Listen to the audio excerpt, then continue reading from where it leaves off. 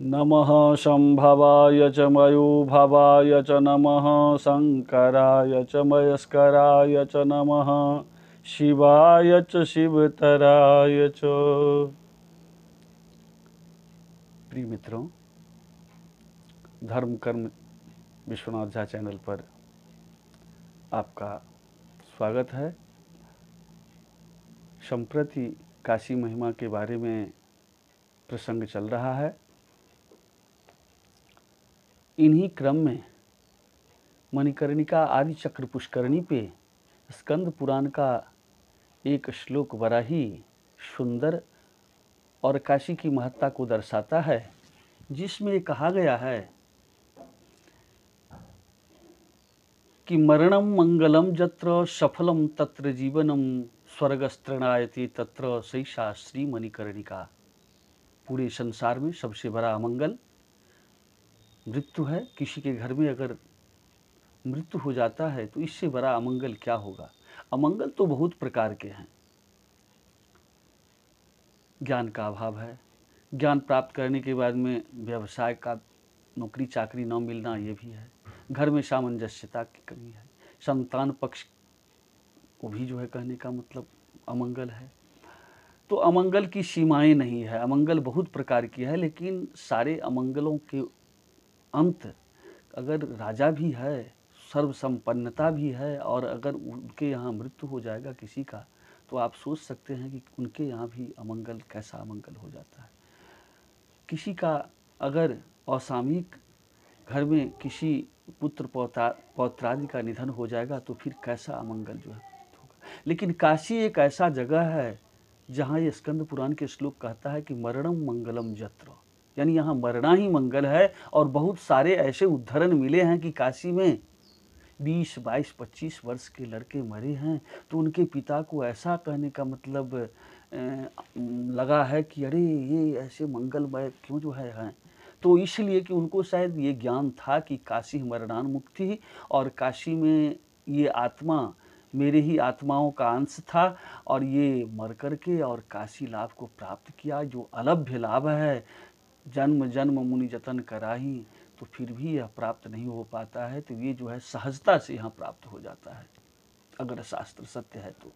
और दूसरी है, मरना इसलिए मंगल है कि उसका जन्म लेना मनुष्य में सफल हो जाता है। मनुष्य में जन्म लेने का अगर सत्य पूछें तो परम उद्देश्य यही है कि आप परमात्मा का चिंतन करते करते परमात्मा में यह आत्मा जो है विलीन हो जाए।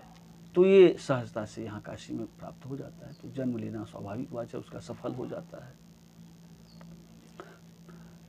इसलिए काशी के सामने में स्वर्ग जो है वो तृण यानी घास के बराबर है।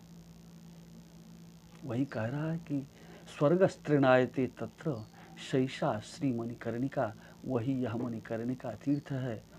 तो इस में मैं पहले ही कह चुका हूँ कि विश्वेशम माधवम ढुंढिम दंडपाणिम च भैरवम वंदे काशीम वहाम गंगाम भवानीम मणिकर्णिकाम।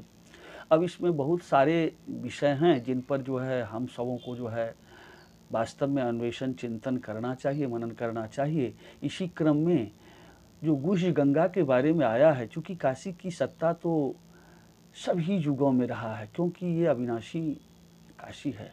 इसका अगर युग का परिवर्तन होने के बाद में एक युग से दूसरे युगों में जब परिवर्तित होता है, तो ऐसा तमाम शास्त्रों में आया है कि पूर्व की जो सभ्यता संस्कृति या जो कुछ भी रहता है उसको विलुप्त करके फिर एक नया सभ्यता संस्कृति का जो है कहने का मतलब होता है। उसमें तमाम जो है कहने का मतलब तीर्थ स्थलों की भी इधर से उधर होता है, लेकिन काशी ऐसा नहीं होता है।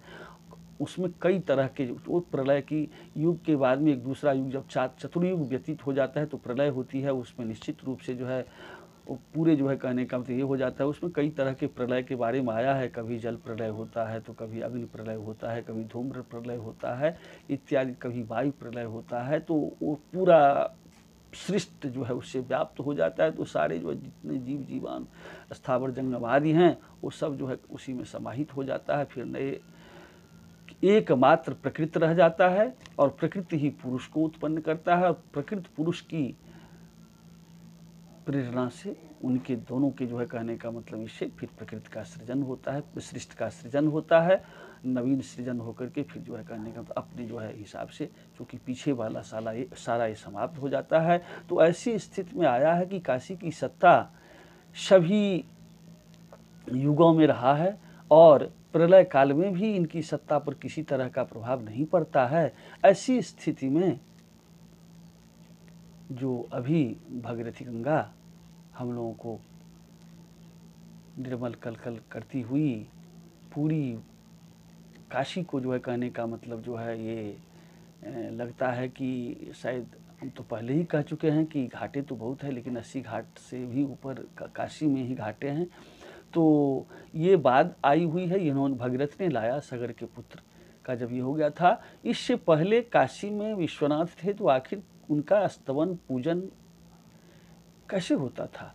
तो वही गुज्ज गंगा, उस गुज्ज गंगा के बारे में तमाम तरह की बातें आई है। उसमें जिसका प्रसंग मैं अभी कह रहा हूँ, आदि चक्र पुष्करणी, उसके बारे में आया है कि आदिकाल से वह चक्र पुष्करणी थी। इसके बारे में फिर मैं आगे बताऊंगा कि वो आदि चक्र पुष्करणी की क्या कथा है। और आज की जो है कहने के इसमें इतना ही जो है, आगे फिर बताएंगे। जय जगदम्ब, जय विश्वनाथ, नमस्कार।